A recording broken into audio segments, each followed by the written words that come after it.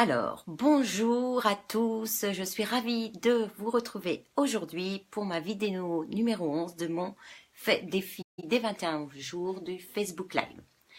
Alors, aujourd'hui, donc je me présente, Katia Chanteloup-Tarantola, coach conférencière et formatrice. Aujourd'hui, j'avais envie de partager avec vous une réflexion que je me suis faite hier pour comment trouver sa voie, sa nouvelle voie professionnelle. En effet, on se retrouve à un certain moment de sa vie, beaucoup de personnes, quand on se retrouve à un moment de sa vie où on ne sait plus vraiment où on en est dans sa vie professionnelle, ça n'a vraiment plus de sens, on sent que c'est plus pour nous, qu'on n'est plus sur le bon chemin, qu'on n'est plus satisfait, qu'on ne s'éclate plus dans ce qu'on fait et du coup ça devient une contrainte tous les matins et le dimanche soir vous avez le blues de retourner au travail.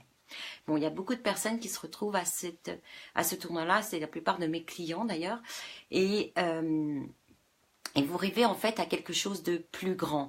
Vous avez envie d'oser passer à quelque chose dans un étage supérieur. C'est le moment quand on arrive, on se pose des réflexions autour de la quarantaine, on se dit pourquoi pas, j'ai envie de quelque chose de plus grand. Mais par contre, quoi? Je ne sais pas quoi faire d'autre comme métier, je ne sais pas par quoi commencer. Mais souvent, vous connaissez la réponse. Donc ça, c'est déjà tout un programme que j'offre sur mon site ktcsuccess.com de vidéos justement à ce sujet avec des pistes de réflexion, des stratégies et des exercices pour aller trouver votre voie et pour redonner du sens à votre vie.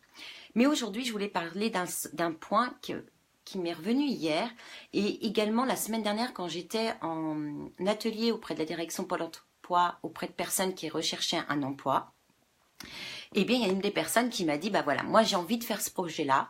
Cependant, si j'écoute mon cœur, je le fais, mais si j'écoute ma raison, eh bien du coup, ça me bloque et j'arrive pas à passer. Je me dis que c'est fou, etc. Donc déjà, la première chose que je dirais avant de vous expliquer la clé qui m'est revenue hier, la première chose, quand vous pensez à quelque chose comme ça, c'est qu'en fait, c'est ce qui vous anime, c'est ce que vous pourriez faire. Pourtant, ça vous fait peur parce que l'insécurité, de lancer un projet fou, etc. Déjà, mettez-le sur papier. Autorisez-vous au moins à avoir la piste de réflexion sur ce sujet parce que ça va déjà dégrossir le truc.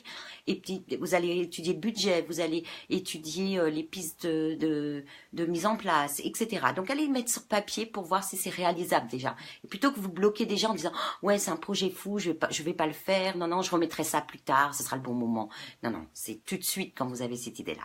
Donc déjà, mais surtout le point sur lequel je voulais aborder aujourd'hui dans cette vidéo et partager avec vous, c'est écouter son cœur plutôt que sa raison. Et je voulais vous donner pour illustrer ça un exemple de ma vie privée qui m'est arrivé il y a quelques années quand j'ai commencé à monter ma boîte de coaching en fait. Moi, je viens du monde du tourisme. J'étais directrice de production dans le tourisme haut de gamme, spécialiste sur l'Afrique australe, de l'Est, etc. et l'Asie. Et puis, un ancien de mes patrons, ça faisait 3-4 années, qui voulait absolument que je revienne depuis que j'étais indépendante, etc. Et quand j'ai monté ma boîte de coaching, au début, pour se faire connaître, d'ailleurs j'en parlais hier dans ma vidéo, j'ai des erreurs à pas faire, eh bien c'était un peu la panique parce que je gagnais pas d'argent. J'avais pas trop de clients, etc. Et donc lui, à ce moment-là, il est revenu pour me dire, il faut absolument qu'on travaille ensemble, j'ai un projet à monter près de chez toi, je veux que ce soit toi qui le monte, etc. Donc évidemment, mon ego était flatté. Donc je l'ai écouté. Et je lui ai plus ou moins dit, oui, ton projet m'intéresse. Je me suis dit, je vais faire ça à côté, puis développer mon coaching à côté. Mais si je me mettais dans ce... Et en fait, j'ai dit oui, mais... Donc, je suis allée à des salons avec lui, j'ai commencé à mettre le projet en place. Et puis, une fois qu'il m'a donné le business plan, en fait, si j'écoutais ma raison, je serais allée par sécurité, etc. Cependant, il y a plein de conditions qui ne me convenaient pas là-dedans.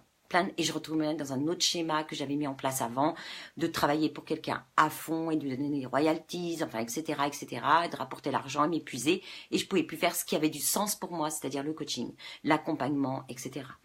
Donc, je me suis dit, donc pendant 2 semaines, j'étais là, faut que je prenne la décision, fallait que il avançait dans le projet. Moi, j'allais chercher des renseignements, je lui donnais des renseignements pour installer la boîte près de chez moi, etc. Et puis, du coup, si j'écoutais mon cœur, en fait, j'avais la solution. C'est que je voulais pas y aller. Il y avait quelque chose qui me disait, mais non, c'est pas ça. C'est vrai que la sécurité financière, elle était plus ça. Mais moi, ce que je voulais faire, c'était l'accompagnement. Donc, j'ai écouté mon cœur, mais sur le coup, ça a mis 2 semaines où je me posais des questions, mais oui, les avantages, les inconvénients, mais ça tu devrais le faire. Et en fait, un jour, j'ai dit, je peux pas. Au moment de créer le truc, j'ai dit, je peux pas le faire. Je le savais en moi. Je le savais. En fait, si vous écoutez votre cœur, vous avez la réponse en vous. Et c'est ça qui va vous donner la réponse pour aller vers votre propre voie, vers votre propre sens, vers ce qui vous correspond, ce que vous avez envie de vivre. Et donc, du coup, le cœur, il ne vous trompera jamais. Par contre, ça va vous tromper. Votre ego, votre raison, vos peurs, vos doutes, vos craintes. Donc, allez vraiment écouter ce qui se passe chez vous. Et comme je vous disais tout à l'heure, la personne que j'ai eue la semaine dernière en atelier, c'était exactement ça qui la bloquait. Et moi, hier, en fait, j'étais en train de...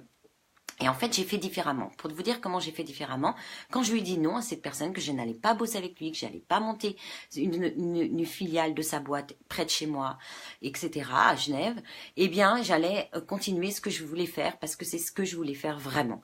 Et donc, du coup, j'ai continué à le faire, mais j'ai fait différemment. Parce que je lui avais proposé une solution, c'est-à-dire que je lui avais proposé, je continue à bosser un peu pour toi en freelance, mais je t'apporte mes clients comme on a bossé actuellement. Et puis, du coup, ça me convient parce que je peux vraiment développer ma boîte et ça me prend pas beaucoup de temps et c'est une passion, etc. Et donc, du coup, j'ai mis ça en place avec un autre partenaire. Du coup, je fais toujours des voyages en freelance pour les personnes que je connais, etc., les destinations que je maîtrise super bien. Et du coup, j'ai ma boîte de coaching à côté. Ma boîte de coaching, c'est 90% de mon temps. Les voyages, c'est 10%. Mais voilà, j'aime. Et hier, quand j'étais en train de construire un voyage pour quelqu'un, pour un voyage de noces en Tanzanie, je me suis dit, waouh, c'est cool parce que tu fais aussi ça. Ça c'est ton métier que tu avais toujours fait, ta passion, ta différence et tout ça. Que je suis en train de mettre d'ailleurs avec le coaching en créant des voyages et des stages. Mais c'est vrai que je me suis dit, c'est sympa aussi, ça, ce côté-là. Tu fais vraiment ce que tu aimes tous les jours, quoi. Tu t'éclates dans tout ce que tu fais.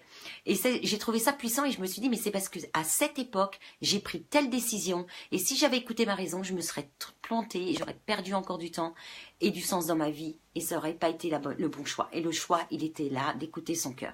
Donc voilà la piste de réflexion que j'avais aujourd'hui à vous apporter. Bienvenue à celui ou celle qui est connectée. Je vois pas le nom qui s'affiche. Si vous avez la solution au niveau technique, dites-moi parce que des fois ça s'affiche, des fois ça s'affiche pas. En tout cas, merci d'être là. J'espère que cette vidéo vous a apporté une valeur ajoutée. J'espère que cette vidéo va vous aider à prendre les bonnes décisions pour vous. Ce qui est bon pour vous, c'est vraiment, et pas pour les autres, c'est ce que vous avez dans votre cœur. Et écoutez ça. Est-ce que vous vous posez la question, est-ce que c'est bon pour moi? Est-ce que c'est pas bon pour moi? Est-ce que vous ressentez quelque chose de léger, de pétillant, ou est-ce que vous ressentez quelque chose, une énergie basse, quelque chose de lourd, quelque chose qui vous bloque? Donc en tout cas, j'espère que cette vidéo vous a apporté de la valeur ajoutée. Si vous avez aimé cette vidéo, elle peut servir à d'autres personnes, partagez-la pour leur rendre service. N'hésitez pas à me rejoindre et vous abonner à ma chaîne YouTube où vous retrouvez en fait toutes mes vidéos qui sont gratuites, qui vous sont vous avez une alerte automatiquement. Je vous souhaite une merveilleuse journée. Croyez en vous, osez être vous-même, écoutez votre cœur. Bye bye, à demain.